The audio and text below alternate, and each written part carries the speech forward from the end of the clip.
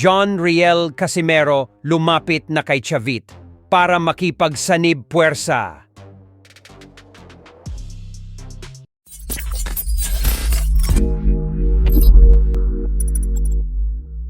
Tila ginulat ng former 3-division world champion angas ng Pinas, John Riel Casimero, ang Pinoy boxing community matapos itong lumapit sa bigating politiko na si Chavit Singson.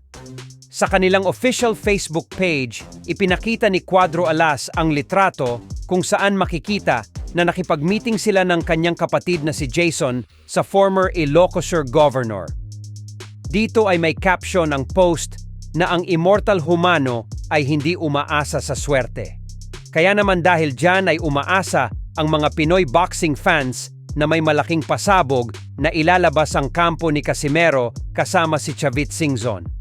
Alam naman nating lahat na isa si Chavit sa pinakama-influensyang tao sa buong Pilipinas. Bukod dyan, ay kilala si Chavit na mahilig talaga sa boxing. Dahil isa lang naman ito sa mga taong tumulong sa ating pambansang kamao na si 8th Division World Champion Manny Pacquiao noong nagsisimula pa lamang ito sa pagboboxing.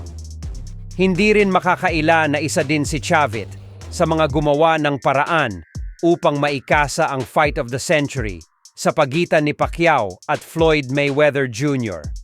Kaya naman hindi talaga nagkamali nang nilapitan na tao si Casimero sa sitwasyon na ito.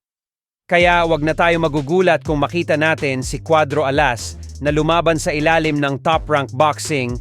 Alam naman natin kung gaano ka-impluwensya si Chavit Singson sa mundo ng boxing. Matalik din sila magkaibigan ni Bob Arum. Si Charlie Suarez ay hawak din ni Chavit Singson at halos ng kanyang laban sa Amerika ay pini-feature ng Top Rank. Nitong nakalipas na buwan lamang ay ibinunyag mismo ni Chavit na sa katunayan umanong ay may mga tao na siyang pinadala sa Amerika para personal na makipag-usap sa batikang top-rank promoter Bob Arum patungkol sa negosasyon para gawin ang world title fight sa pagitan ni Navarrete at Suarez sa Pilipinas. Kaya naman dahil sa impluensya ni Chavit Singson ay isang magandang balita po talaga ito para sa mga die-hard fans ng Anas ng Pinas.